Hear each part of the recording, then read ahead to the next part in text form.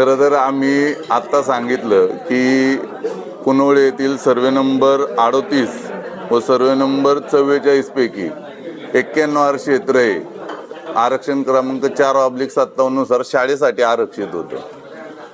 परंतु पिंपरी चिंचवड महानगरपालिकेकडनं हे आरक्षण विकसित न करता ते एक प्रायव्हेट संस्थाला जिचं नाव आहे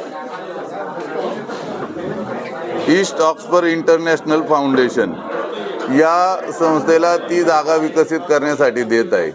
खरं तर आपण पाहिलं तर तातवडे असेल, पुनवळे असेल आणि आजूबाजूचा परिसर असेल, या सर्व परिसराची विचार जर आपण केला तर त्या ठिकाणी पिंपरी चिंचवड महानगरपालिकेकडनं जर ते आरक्षण विकसित करण्यात आलं तर त्याची निश्चितच चांगल्या प्रकारचा महसूल पिंपरी चिंचवड महानगरपालिकेला मिळेल आणि तिथली जे गोरगरीब लोक असतील त्यांना त्या विकसित आरक्षण झाल्यानंतर तिथं जे स्कूल किंवा जी शाळा उच्च दर्जाची बांधली जाईल त्याचा लाभ त्यांना घेण्यात येईल.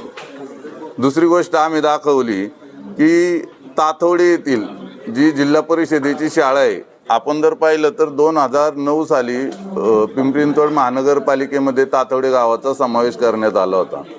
2012 साली त्या ठिकाणी प्रस्तावित DP मंजूर झाला. 2013 साली शासनाकडनं निर्णय झाला की बाबा जिल्हा परिषदेची शाळा ही पिंपरी चिंचवड महानगरपालिकेकडे वर्गीकरण करण्यात यावी. परंतु अद्याप 13 वर्ष झाले या गोष्टीला, तरी सुद्धा जिल्हा परिषदेची शाळा ही पिंपरी चिंचवड महानगरपालिकेकडे वर्ग करण्यात येत नाहीये. खरं तर हा उशीर का होतोय? कारण तिथं जे गोरगरीब विद्यार्थी शिकतात आज देखील ते त्या जे शालेय वाटप असेल किंवा कोणत्या बाकीच्या गोष्टी असतील, पिंपरी चिंचवड महानगरपालिकेतर्फे ज्या सुविधा मिळतात त्या सुविधांपासून ते गोरगरीब विद्यार्थी हे वंचित राहतात.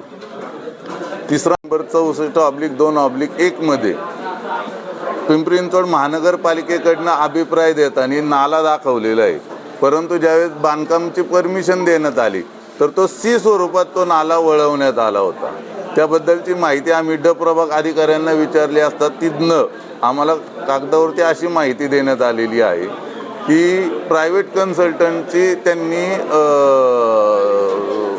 ओपिनियन घेऊन तो नाला त्या प्रकारे त्यांनी वळवण्यात आले. खरं तर हा नाला कोणाच्या फायद्यासाठी वळवण्यात आला आहे आणि आता पावसाचे दिवस चालू झालेले आहेत, अद्यापही त्या ठिकाणी त्या नाल्याचं काम पूर्ण जर ज्या स्वरूपात त्याला वळवायचं आहे त्या स्वरूपात जर कामही देखील पूर्ण नसून झालं तर मग त्या नाल्याचं पाणी जाणार कुठं? आणि असं जर प्रायव्हेट कन्सल्टंटच्या विश्वासावरती जर पिंपरी चिंचवड महानगरपालिका बांधकामाची परमिशन देत असेल तर मग या ठिकाणी तुम्ही बांधकाम विभाग हा पूर्णपणे बंद करण्यात आला पाहिजे.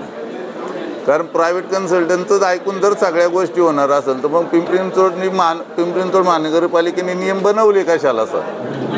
त्याच्या नियमानुसार जर त्याचे इरिगेशन डिपार्टमेंटची परमिशन नसेल किंवा काही नसेल मग हे कोणाच्या घाटासाठी हे पूर्ण रचलं जातं. चौथी गोष्ट जी पिंपरी चिंचवड महानगरपालिकेतर्फे दरवर्षी गणवेश व शालेय वस्तूचं वाटप करण्यात येतं. आपण जर पाहिलं तर त्यामध्ये ठराव क्रमांक 366 22 एप्रिल रोजी हा मंजूर करण्यात आला होता आणि तो ठराव फत्तेजन जैन म्हणजे जगदंबा नावाची जी काही संस्था आहे त्या संस्थेला देण्यात आला होता.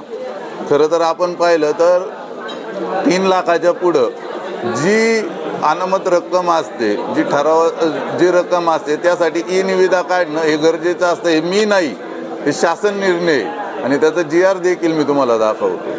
मग या गणवेश वाटपात जर भले मोठ्या रकमेची जर हे असेल तर मग त्याची निविदा का नाही काढण्यात आली आणि त्या जो ठराव ठेवण्यात आला होता त्या ठरावामध्ये त्या ठिकाणी त्या रकमेचं स्वरूप का नाही लिहिण्यात आलं होतं? मग हा ठराव कोणासाठी पास करण्यात आला त्यावेळेस? खरं तर हा ठराव रद्द करून पुन्हा नव्याने त्याची निविदा काढून रीतसर प्रमाणे ते कार्यरत करायला पाहिजे.